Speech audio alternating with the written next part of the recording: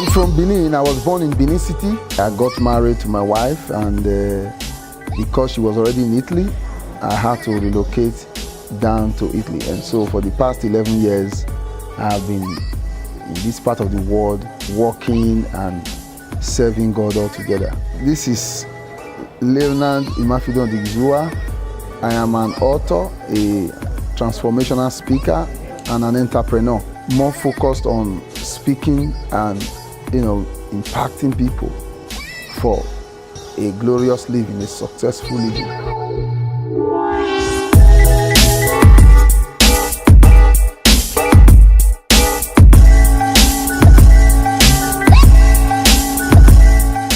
Writing, I see it as a passion, something that is innate. Back then when I was in the university, the first book, inspiration just came, You Are a Rock, the indestructible element in you. So I started to write the book. I have already compiled about 8 chapters of that book in a notebook.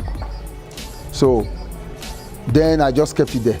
Coming down here and all that, I discovered that there was still need for me to write, because when I look at the society, I discovered that a lot of things are happening. People are like not focused. People are like not really concerned about living a life that tends to glorify God, So how do we help?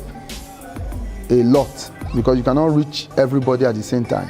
Then that same inspirational gift came up and I started to write.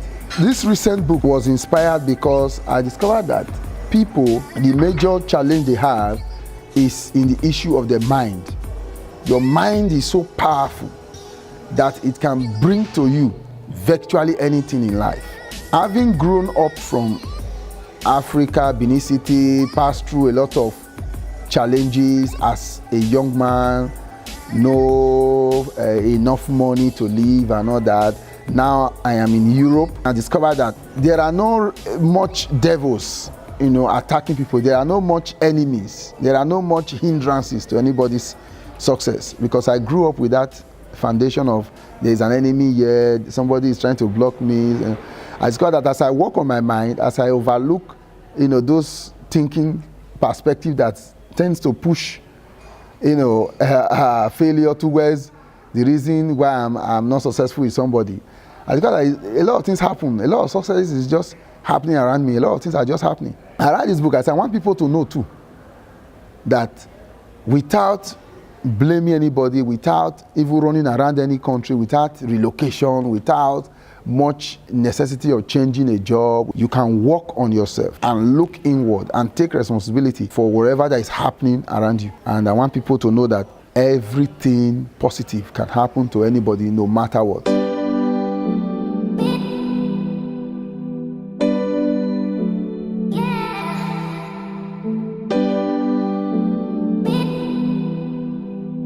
The first duty of every man is to read. The reason why so many people remain where they are is because they are not ready to learn.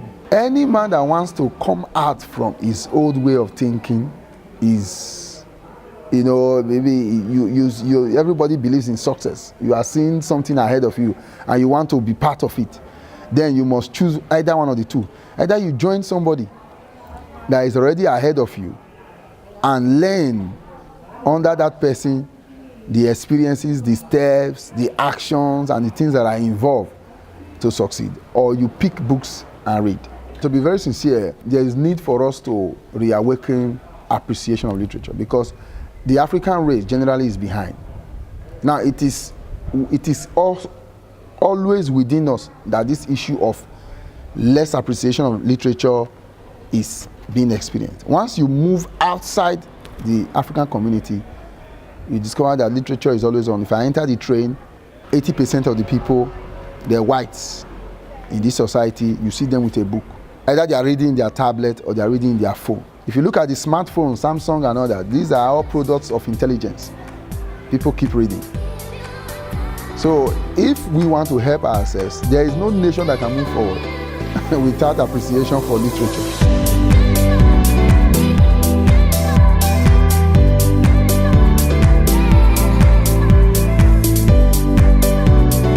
If I go to chapter 2 of this book, I call it The Amazing Mind. The power of the mind lies in the mental laws. When we live on earth, life is on principles. Everything in life is about principles. You know, they say common sense is not common. But I love people to realize this particular chapter of The Amazing Mind. And under it, I have what I call the power of the mind lies in the mental laws, the principles of the mind. Now, the first principle of the human mind, which is very important, is the number 1 I call the law of what you think upon grows. I will encourage everybody to rush down to the online bookstore and order their copies. Why? Because time is one factor that, as it goes, you can never recover it. I myself that is talking now, there are things that I discover now that I say, wow, if I have discovered these things 20 years ago, then I won't be in this level or in this dimension that I am now. So now that I've discovered this one, I discovered that in the next 5 years, I will also be in this dimension. Like I said, what you think upon grows. If you think on prosperity, if you think on success, you begin to attract success towards you, begin to attract greatness, you begin to attract good things around you.